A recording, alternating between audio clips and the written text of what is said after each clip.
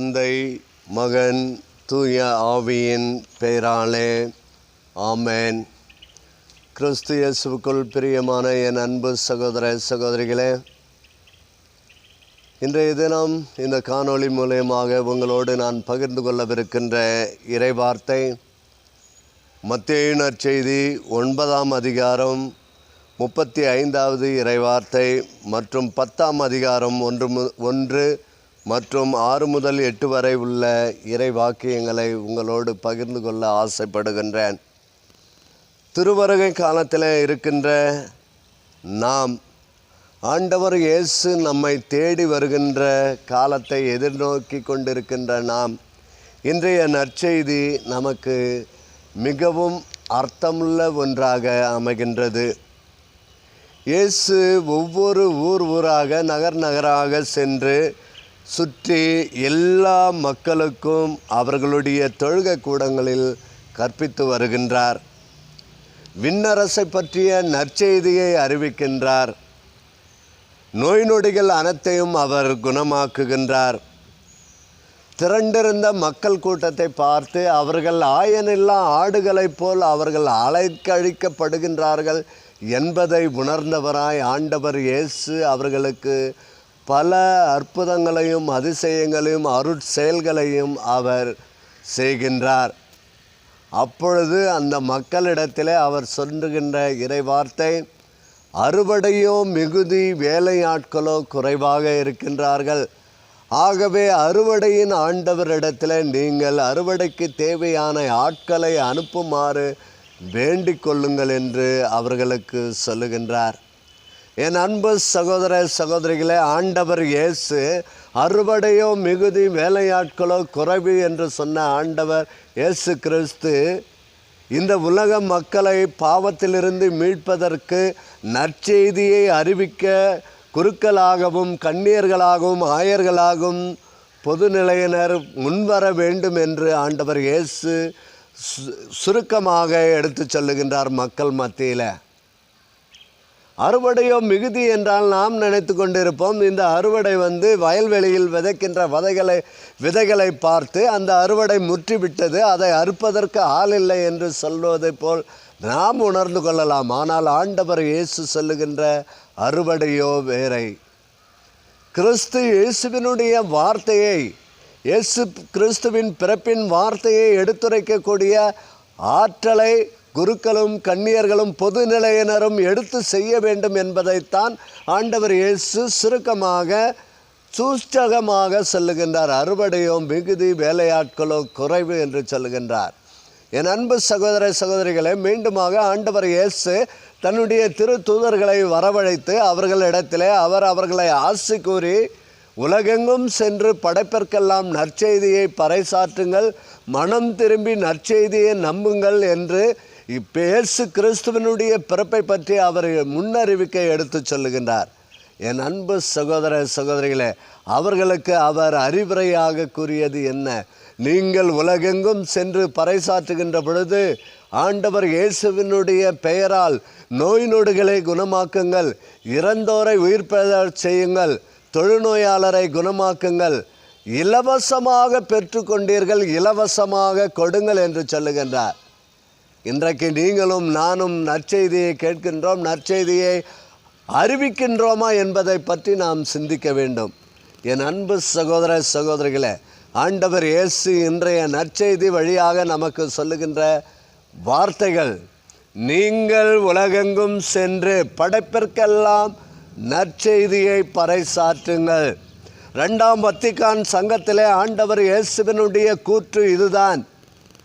குருக்களும் கன்னியர்களும் பொதுநிலையினர் போக முடியாத இடங்களில் எல்லாம் பொதுநிலையினர் சென்று நற்செய்தியை அறிவிக்க வேண்டும், அதற்காக பொதுநிலையினரை நீங்கள் ஊக்குவியுங்கள் என்று சொல்லுகின்றார்.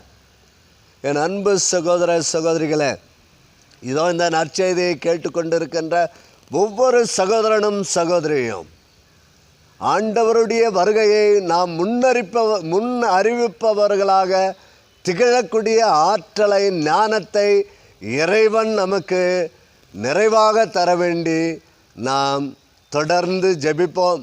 அதோ ஆண்டவர் இயேசு தம்முடைய சீடர்களை வரவழைத்து உலகெங்கும் சென்று நற்செய்தியை பறைசாற்றுங்கள், நோய் நொடிகளை குணமாக்குங்கள், தொழுநோயாளரை குணமாக்குங்கள், இறந்தோரை உயிர் பெற செய்யுங்கள் என்று விசுவாசத்தோடு நம்பிக்கையோடு கேட்கின்ற பிள்ளைகள் அனைத்தும் செய்வார்கள் என்று சொன்ன ஆண்டவர் இயேசுவினுடைய அந்த அன்பு வார்த்தைக்கு இணங்க, என் அன்பு சகோதர சகோதரிகளே, நீங்களும் நானும் விசுவாச அறிக்கையிடுவோம்.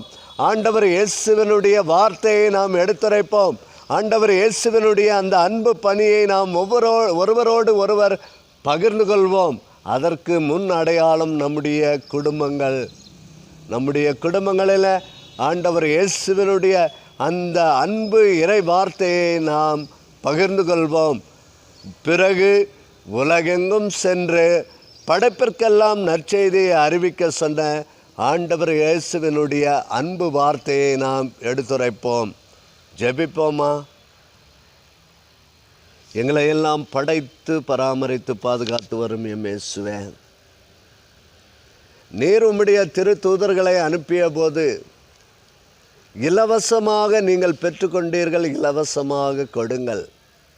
ஆண்டவருடைய வார்த்தையை நீங்கள் இலவசமாக பெற்றுக்கொண்டீர்கள். ஆண்டவர் இயேசுவோடு கூட அமர்ந்து உண்டீர்கள், குடித்தீர்கள், ஆண்டவரோடு படுத்து உறங்கினீர்கள். ஆனால் இலவசமாக நான் கொடுத்த அந்த கொடைகளை நீங்கள் இலவசமாக மக்களுக்கு கொடுங்கள் என்று சொல்லுகின்றார். இன்றைக்கு நீங்களும் நானும் ஆண்டவர் இயேசுவினுடைய இந்த அன்பு வார்த்தையை, இரக்கத்தின் வார்த்தையை, சமாதானத்தின் வார்த்தையை, அன்பின் வார்த்தையை மற்றவர்களோடு நாம் பகிர்ந்து கொள்கின்றோமா என்பதை சிந்திக்குவோம். ஆண்டவர் இயேசுவினிடத்தில், என் அன்பு தெய்வமே இயேசு சாமி, இதோ உம்முடைய பாதத்தில் நாங்கள் மண்டியிட்டு ஜபிக்கின்றோம். ஆண்டவரே, எங்களுடைய உள்ளங்களில் நீர் கொடுத்த அந்த இறை வார்த்தையை மற்றவர்களோடு நாங்கள் பகிர்ந்து கொள்ளக்கூடிய ஆற்றலை எங்களுக்கு தாரும். இதோ இந்த இயேசுவினுடைய பிறப்பு எங்களுடைய உள்ளங்களில் அமைதியையும் சமாதானத்தையும் தருகின்ற, இரக்கத்தை தருகின்ற, அன்பை பொழிகின்ற வார்த்தையாக அமையக்கூடிய ஆற்றலை எங்களுக்கு தாரும் ஆண்டவரே. இதோ சமாதானமின்றி இருக்கின்ற என்னுடைய குடும்பத்தில் உம்முடைய சமாதானத்தை நிறைவாக கொடும் ஆண்டவரே. இதோ சமாதானமின்றி நாங்கள் தவிக்கின்ற எங்களுடைய சகோதர சகோதரிகள் மத்தியில் உம்முடைய சமாதானத்தை எங்களுக்கு கொடும் ஆண்டவரே என்று நாம் தொடர்ந்து ஆண்டவரிடத்தில் ஜெபிப்போம். இதோ பிள்ளைகளும் பெற்றோர்களும் சமாதானமின்றி வாழ்ந்து கொண்டிருக்கின்ற இந்த காலகட்டங்களில் ஆண்டவரே, எங்களுக்கு சமாதானத்தை கொடும் என்று கேட்போம். வல்லமை மிகுந்த இறைவன் ஆண்டவர் இயேசுவினுடைய தன்னுடைய வருகையை அவர் எடுத்து சொல்லுகின்ற இந்த காலகட்டங்களில் நம்முடைய இதயத்தை உடைத்து உருமாற்றுவோம். ஆண்டவர் இயேசுவினுடைய அன்பு இதயமாக மாற்றுவோம். ஆண்டவர் இயேசுவினுடைய வருகை நமக்கு அமைதியை தருகின்ற வருகையாக அமையட்டும். எங்கள் ஆண்டவரும் திருமகனுமான இயேசு கிறிஸ்துவனுடைய நாமத்தில் ஜெபிக்கிறோம் நல்ல பிதாவே, ஆமேன். தந்தை, மகன், தூய ஆவியின் பெயராலே ஆமேன். இயேசுவுக்கே புகழ், இயேசுவுக்கே நன்றி. மரியே வாழ்க.